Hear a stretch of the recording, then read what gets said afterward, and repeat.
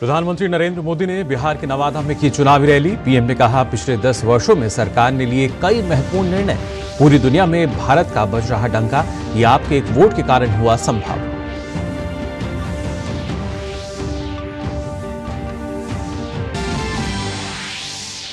प्रधानमंत्री आज पश्चिम बंगाल और मध्य प्रदेश का भी करेंगे चुनावी दौरा। जलपाईगुड़ी में जनसभा के साथ ही जबलपुर में करेंगे रोड शो।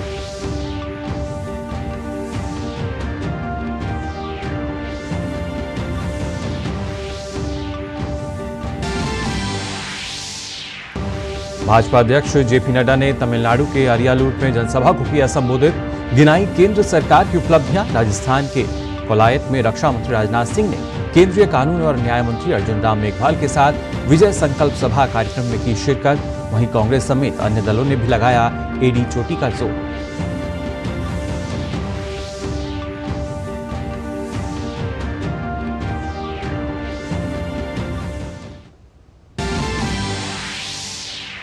शराब घोटाला मामले में दिल्ली सीएम अरविंद केजरीवाल की गिरफ्तारी के खिलाफ आम आदमी पार्टी के नेताओं कार्यकर्ताओं का सामूहिक उपवास।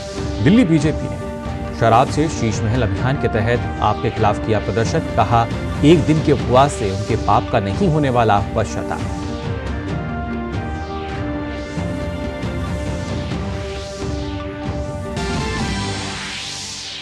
उपराष्ट्रपति जगदीप धनखड़ आज बोधगया के भारतीय प्रबंधन संस्थान के दीक्षांत समारोह में होंगे शामिल। महाबोधि मंदिर में करेंगे पूजा अर्चना।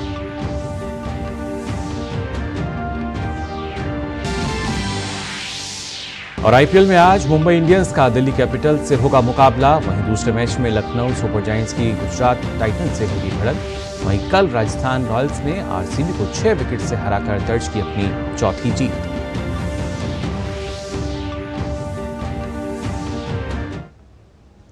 नमस्कार, आप देख रहे हैं डीडी न्यूज। मैं हूं मुकुल शर्मा और आइए बुलेटिन में सबसे पहले बात करते हैं 24 की चुनौती की।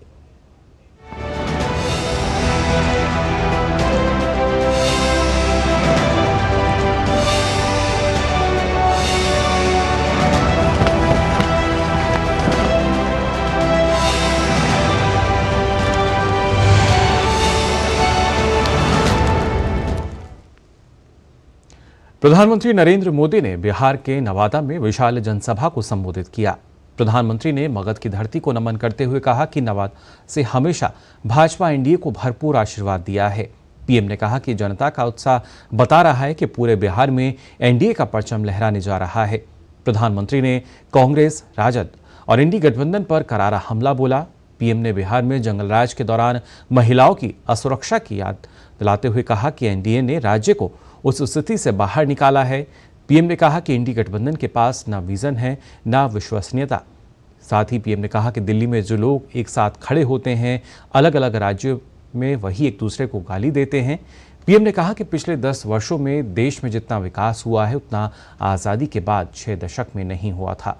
साथ ही पीएम ने कहा कि देश के लिए अभी तो और भी बहुत कुछ करना है। मोदी मौज करने के लिए नहीं पैदा हुआ है। मोदी मेहनत करने के लिए ही जन्मा है,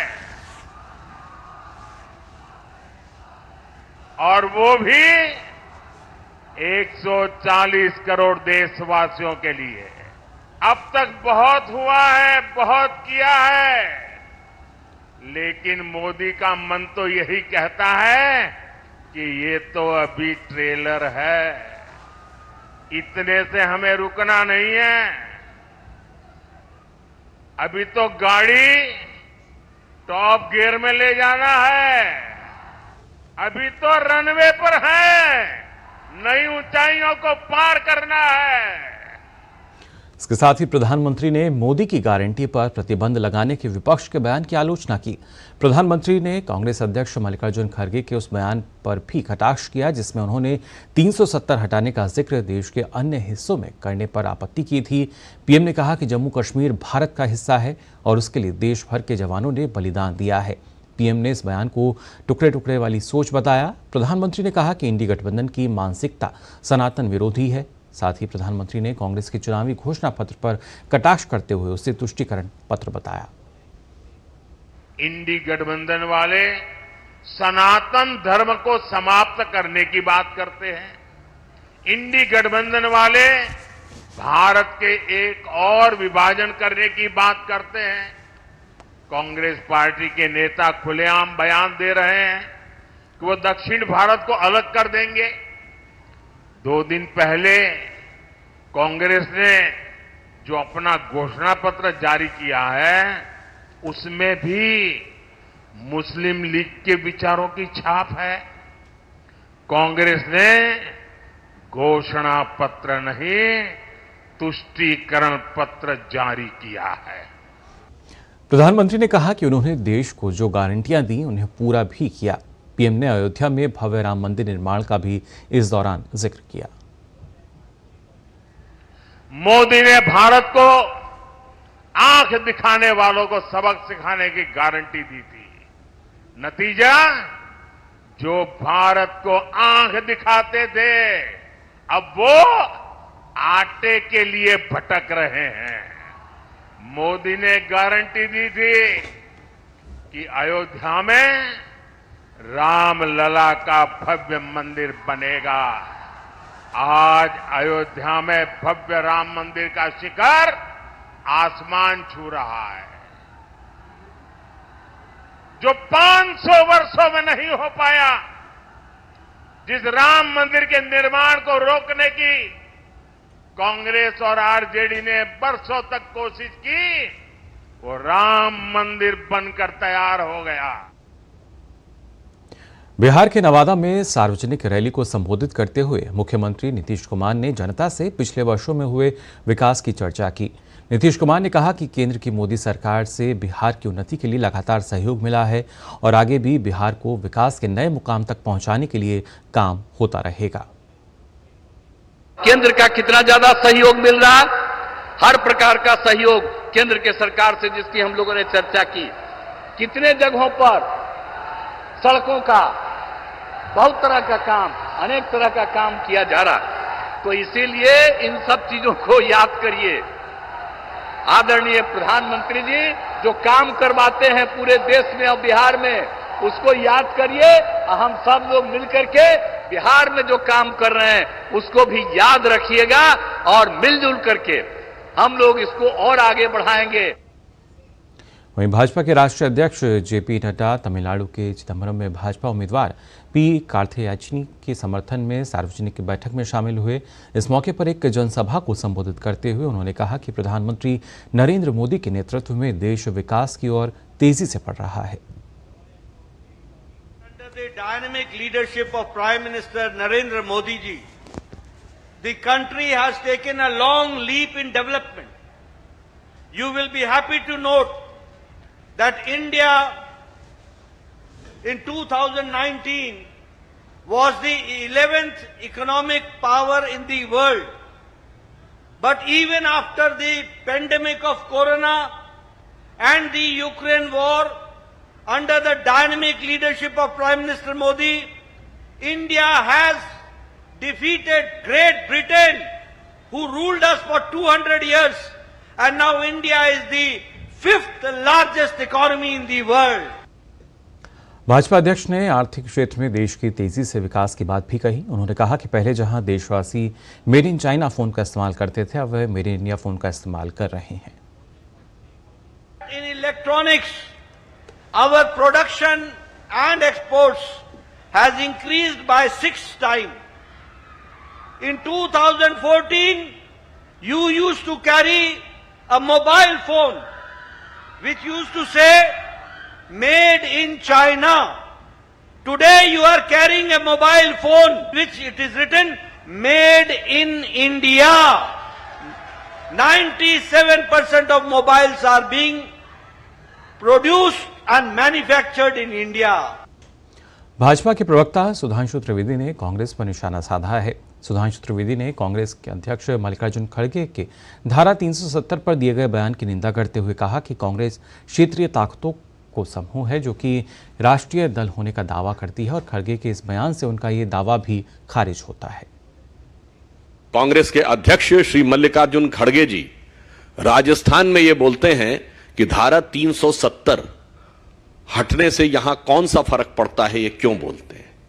अर्थात राष्ट्र की एकता और अखंडता के साथ कितना अन्याय किया जा सकता है वो इससे साफ हो जाता है। यदि कोई पार्टी ये कहे कि कश्मीर के इंटीग्रेशन से किसी दूसरे राज्य में क्या फर्क पड़ता है, इससे बहुत साफ हो गया राष्ट्र की एकता और अखंडता के प्रति जो हम लोगों को सबको शपथ दिलाई जाती है, उस शपथ के प्रति आपके मन में श्रद्धा नहीं है। और अब ये पार्टी अपने को ये कह सकती है this is a कॉन्ग्लोमरेशन of the regional forces, यानी क्षेत्रीय ताकतों का एक समूह जो राष्ट्रीय दल होने का दावा अपने आप खारिज हो जाता।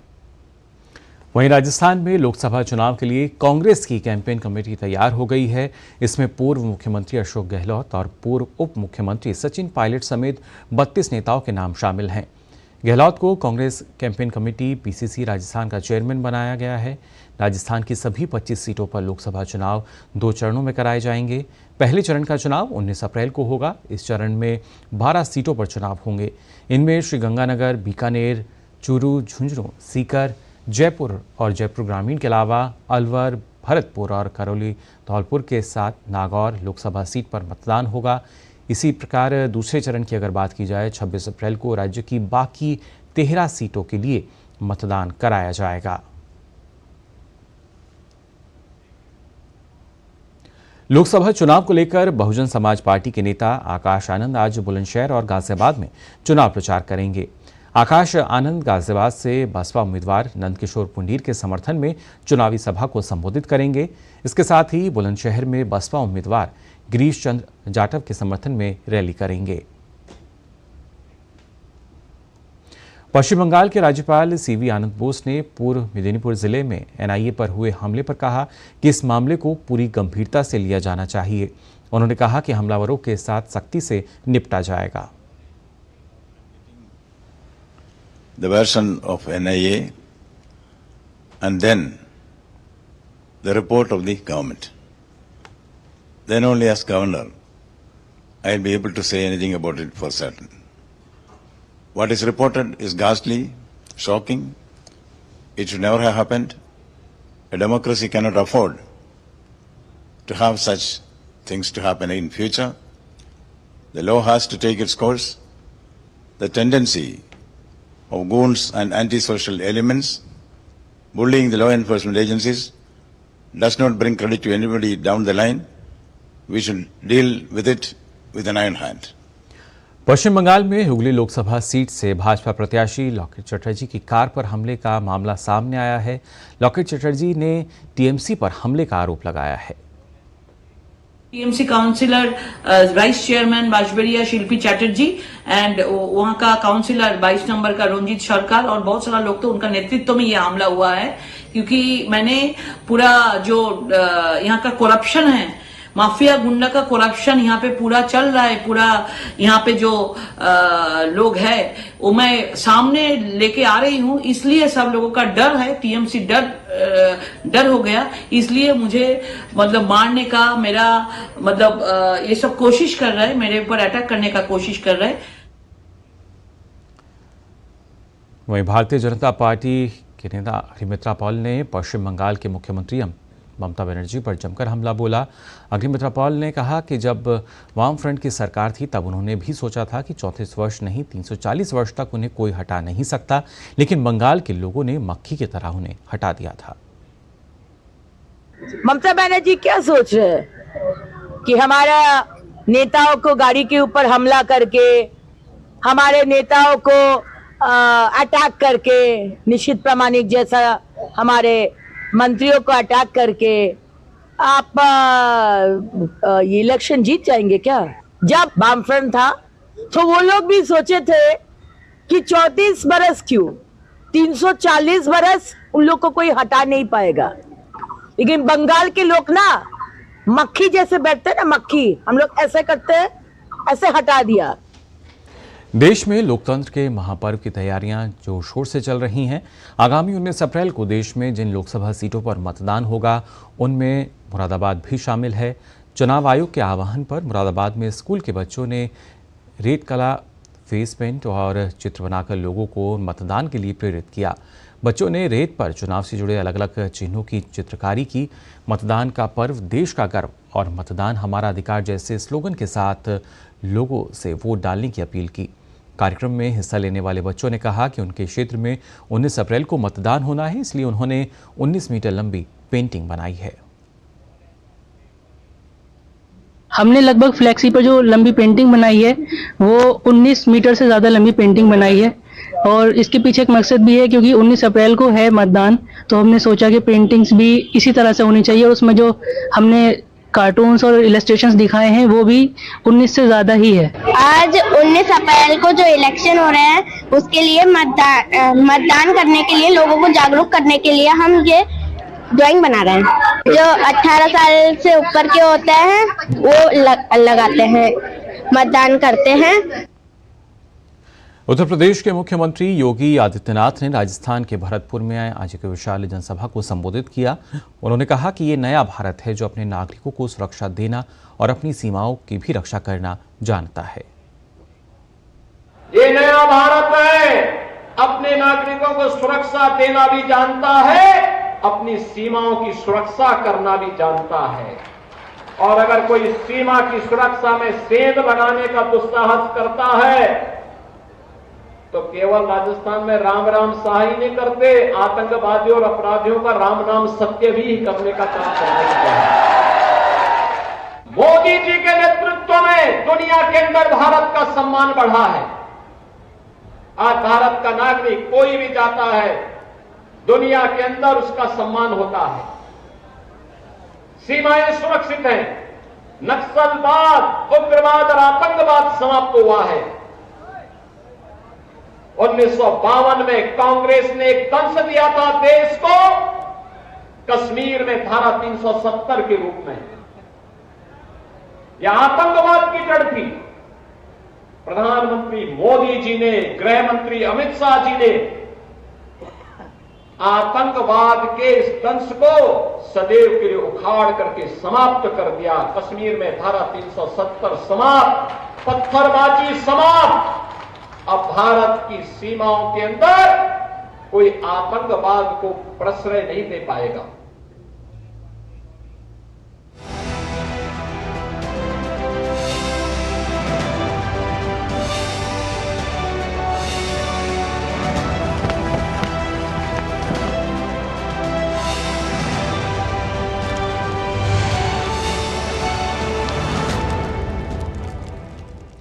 तो ये तो थी खबरें 24 की चुनौती से संबंधित। देश विदेश की और भी खबरें हैं जिन पर हम नजर डालेंगे, लेकिन उससे पहले रुक रहे हैं एक छोटे से ब्रेक के लिए।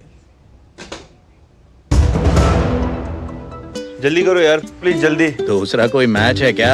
ऐसा ही कुछ है यार, बैंक जाना है दादाजी को लेके। हाँ यार, उम्र होने पर कभी कभी मदद तो लगती है, पर बैंकिंग में नहीं। वैसे भी आरबीआई कहता है सीनियर सिटीजन सबसे पहले। अगर आप 70 साल से ऊपर हैं और आप बैंक नहीं जा सकते तो बैंक आएगा आपके पास जरूरी सेवाएं लेकर, वो भी वाजिब दरों पर। सीनियर सबसे पहले।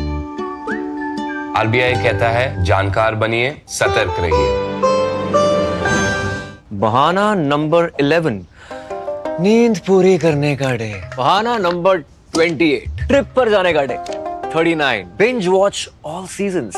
65, घर की सफाई का डे। एक वोट ना डालने से क्या होगा? और सबसे बड़ा बहाना, isn't it a holiday today?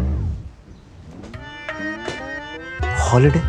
101 बहाने हैं वोट ना डालने के, पर इस चुनाव के पर्व में एक ही रीजन काफी है वोट डालने का। वो है हमारी रिस्पॉन्सिबिलिटी, देश और हमारे फ्यूचर के लिए।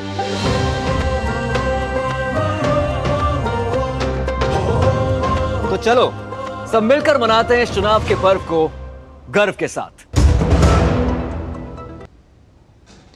ब्रेक के बाद आप सभी का एक बार फिर स्वागत डीडी न्यूज पर। आइए खबरों में आगे बढ़ते हैं। आम आदमी पार्टी के राष्ट्रीय संयोजक और दिल्ली के मुख्यमंत्री अरविंद केजरीवाल की गिरफ्तारी के विरोध में आम आदमी पार्टी के नेता और कार्यकर्ता आज नई दिल्ली के जंतर मंतर पर सामूहिक उपवास पर बैठे हैं।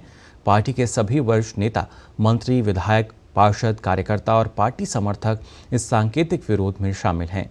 जंतर मंतर के अलावा देश के अन्य राज्यों में भी पार्टी नेताओं ने सामूहिक उपवास रखा है। गौरतलब है कि दिल्ली आबकारी नीति से जुड़े भ्रष्टाचार के मामले में मुख्यमंत्री अरविंद केजरीवाल इन दिनों न्यायिक हिरासत में दिल्ली की तिहाड़ जेल में बंद हैं। केजरीवाल जी ईमानदार थे, ईमानदार हैं, ईमानदार रहेंगे। अरविंद केजरीवाल जी मुख्यमंत्री थे, मुख्यमंत्री हैं, मुख्यमंत्री रहेंगे। पंजाब के मुख्यमंत्री और आम आदमी पार्टी के नेता भगवंत मान ने भी अरविंद केजरीवाल के समर्थन में उपवास सभा को संबोधित किया। इस मौके पर उन्होंने केजरीवाल को एक सच्चा देशभक्त बताया। अरविंद केजरीवाल जी देशभक्त ने, ईमानदार ने, उन्होंने बहुत बड़ी अफसरी छड़ी है। दोनों IRS अफसर सी, इनकम टैक्स कमिश्नर सी, दोनों चाहते करोड़ा रुपया कमा सकते सी, पर उन्होंने देश नहीं छड्या। अपना सारा कुछ नशावर किया कि देश दे सब कुछ सही नहीं चल रहा, आओ इकट्ठे होके लोगों को भी इकट्ठे करके शहीदों के सुपनों की जी आज़ादी है वो घरों तक नहीं पहुंची। आम लोगों के इनू घरों तक पहुँचाने लिए एफर्ट करिए, कोशिश करिए। आही गलती की है। तो एक तरफ आम आदमी पार्टी प्रदर्शन कर रही है, वहीं दिल्ली शराब घोटाले को लेकर भाजपा लगातार आम आदमी पार्टी पर हमलावर है। भाजपा ने शराब से शीश महल अभियान के तहत आप के खिलाफ प्रदर्शन किया। इस मौके पर भाजपा नेता कपिल मिश्रा ने आप पर हमला बोलते हुए कहा कि एक दिन के उपवास से उनके पाप का पश्चाताप नहीं होने वाला है। एक दिन के उपवास से उनका पापों का पश्चाताप नहीं होने वाला। पूरे जीवन भर भी उपवास करेंगे तो इतने पाप किए हैं कि पश्चाताप नहीं होने वाला। उन पापों के कारण आज अरविंद केजरीवाल जेल में है, मनीष सिसोदिया जेल में है, और ये पापों के कारण ही आज आम आदमी पार्टी जो है वो भ्रष्ट सरकार के तौर पे देश में जानी जा रही है। दिल्ली भारतीय जनता पार्टी के अध्यक्ष वीरेंद्र सचदेवा के नेतृत्व में भाजपा के कार्यकर्ताओं ने केजरीवाल पर भ्रष्टाचार का आरोप लगाकर प्रदर्शन किया। दिल्ली के पालिका बाजार में भाजपा ने आम आदमी पार्टी के खिलाफ प्रदर्शन किया। भाजपा कार्यकर्ताओं और दिल्ली पार्टी अध्यक्ष वीरेंद्र सचदेवा ने आपके खिलाफ शराब से शीश महल अभियान चलाया। इस मौके पर वीरेंद्र सचदेवा ने दिल्ली के मुख्यमंत्री पर हमला बोलते हुए कहा कि केजरीवाल बताएं कि उन्होंने दिल्ली की जनता को लूटकर कितना बड़ा राजमहल बनाया है। ये हम अरविंद केजरीवाल के भ्रष्टाचार का मॉडल दिखा रहे हैं। वो राजमहल जिसमें अरविंद केजरीवाल रहते हैं, जनता की गाड़ी कमाई का लूट का पैसा है। दिखाए ना अरविंद केजरीवाल की कैसे मैंने आपको लूट के इतना बड़ा राजमहल बनाया है। हिम्मत अरविंद केजरीवाल में। दिल्ली की जनता को लूटने का काम अरविंद केजरीवाल ने किया। इसलिए हमने कहा ये शराब से शीश महल तक की जो कहानी है, ये दिल्ली के भ्रष्टाचार की कहानी है, जिसके दोषी अरविंद केजरीवाल। दिल्ली को जो धोखा दिया है, दिल्ली को लूटने का काम किया, उसके लिए दिल्ली की जनता से माफी मांगनी चाहिए। पंजाब के तरनतारन से इंसानियत को शर्मसार करने वाली घटना सामने आई है। तरनतारन के वलटोहा गांव में 55 वर्षीय एक महिला के साथ उसके बेटे के ससुराल वालों ने कथित तौर पर मारपीट की और उसे अर्धनग्न करके घुमाया। इस घटना पर राष्ट्रीय महिला आयोग ने स्वतः संज्ञान लिया है। राष्ट्रीय महिला आयोग के अध्यक्ष रेखा शर्मा ने पंजाब के DGP को त्वरित कार्रवाई करने और दोषियों को गिरफ्तार करने और साथ ही प्रसारित वीडियो को हटाने का निर्देश दिया है।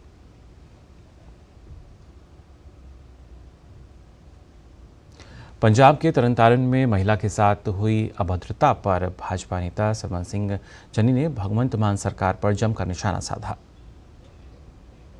इससे बुरे दिन, ये बदलाव के दिन पंजाब में नहीं आए, और ये तालिबानी जो राज है ना, ये वो दिन हमारे ऑनरेबल चीफ मिनिस्टर, मैं मिस्टर चीफ मिनिस्टर को पूछना चाहना है कि क्या ये बदलाव था? इस काम के लिए लोगों ने आपको इतना बड़ा मैंडेट दिया, 92 MLAs बनाए। किसी बंदे ने, किसी अधिकारी ने, किसी मिनिस्टर ने, किसी चीफ मिनिस्टर ने डेली कितने ट्वीट करते हैं? एक ट्वीट तक नहीं आया। और जितनी डिबेट्स होती हैं, किसी डिबेट में नहीं जा रहे। भाई अगर किसी के साथ कोई बुरा हो गया, उसके साथ खड़ो आप, उसके अगेंस्ट जो कल्प्रिट्स हैं उनको ब्रिंग टू द बुक और स्ट्रिक्टेस्ट पॉसिबल एक्शन लो। उपराष्ट्रपति जगदीप धनखड़ आज बिहार के दौरे पर रहेंगे। उपराष्ट्रपति IIM बोधगया के छठे दीक्षांत समारोह में मुख्य अतिथि होंगे। राष्ट्रपति समारोह में उत्कृष्ट विद्यार्थियों को मेडल्स और डिग्री भी प्रदान करेंगे। अपनी इस यात्रा में उपराष्ट्रपति गया के महाबोधि मंदिर में भी जाकर पूजा अर्चना करेंगे। उत्तर प्रदेश की हेल्थ रैंकिंग डैशबोर्ड में आपको बता दें 69% स्कोर हासिल कर काशी ने एक बार फिर से प्रदेश में पहला स्थान प्राप्त किया है। इस वित्तीय वर्ष में वाराणसी जिले को हेल्थ रैंकिंग डैशबोर्ड में 9वीं बार पहला स्थान मिला है। मुख्य चिकित्सा अधिकारी डॉक्टर संदीप चौधरी ने बताया कि मंथली हेल्थ रैंकिंग डैशबोर्ड के अनुसार वाराणसी ने सिजेरियन प्रसव, नियमित व संपूर्ण टीकाकरण, परिवार नियोजन के स्थायी साधनों, गर्भावस्था में प्रसव, पूर्व जांच समेत 16 संकेतकों पर बेहतर प्रदर्शन किया है। सीएमओ ने बताया कि जिले के सभी राजकीय चिकित्सालयों, सामुदायिक व प्राथमिक स्वास्थ्य केंद्रों, हेल्थ एंड वेलनेस सेंटर और स्वास्थ्य उपकेंद्रों पर मातृ शिशु स्वास्थ्य एवं परिवार कल्याण कार्यक्रम की गुणवत्तापूर्ण सेवाएं प्रदान की जा रही हैं। उन्होंने बताया कि मंथली हेल्थ रैंकिंग डैशबोर्ड में ब्लॉक स्तर पर बड़ागांव पीएचसी को पहला स्थान मिला है।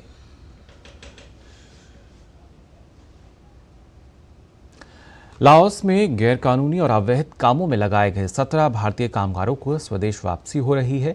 विदेश मंत्री डॉक्टर एस जयशंकर ने अपने सोशल मीडिया प्लेटफॉर्म एक्स पर पोस्ट करके इसकी जानकारी दी और लाओस के अफसरों का आभार जताया।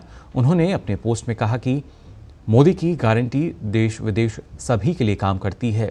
लाओस में असुरक्षित और अवैध काम में फंसाए गए 17 भारतीय कामगार अपने घर वापस आ रहे हैं। बहुत अच्छा। भारतीय दूतावास लाओस कामगारों की सुरक्षित देश वापसी के लिए लाओस के अधिकारियों को धन्यवाद।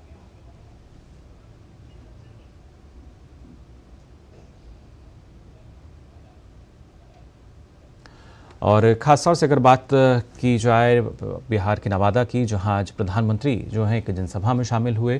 पीएम ने इस जनसभा को संबोधित करते हुए साथ ही ये भी कहा कि प्रधानमंत्री जो हैं उन्होंने बताया कि कैसे इंडी गठबंधन के नेताओं में पीएम पद का चेहरा बनने के लिए जो खींचतान मची हुई है उस पर भी पीएम ने निशाना साधा। क्या कुछ कहा, आइए देखते हैं।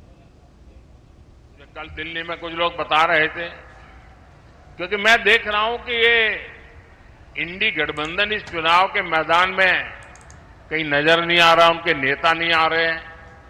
तो मैंने जरा पूछताछ की, मैंने कहा भाई मामला क्या है, ठंडे पड़े हो।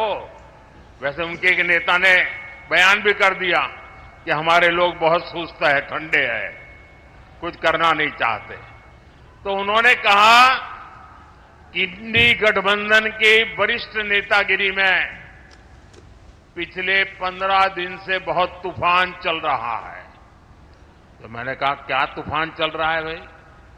बोले उनके एक नेता ने हट पकड़ करके बैठे हैं कि जब तक इंडी गठबंधन उन्हें प्रधानमंत्री का उम्मीदवार घोषित नहीं करेगा, वो एक भी चुनाव प्रचार में नहीं जाएंगे।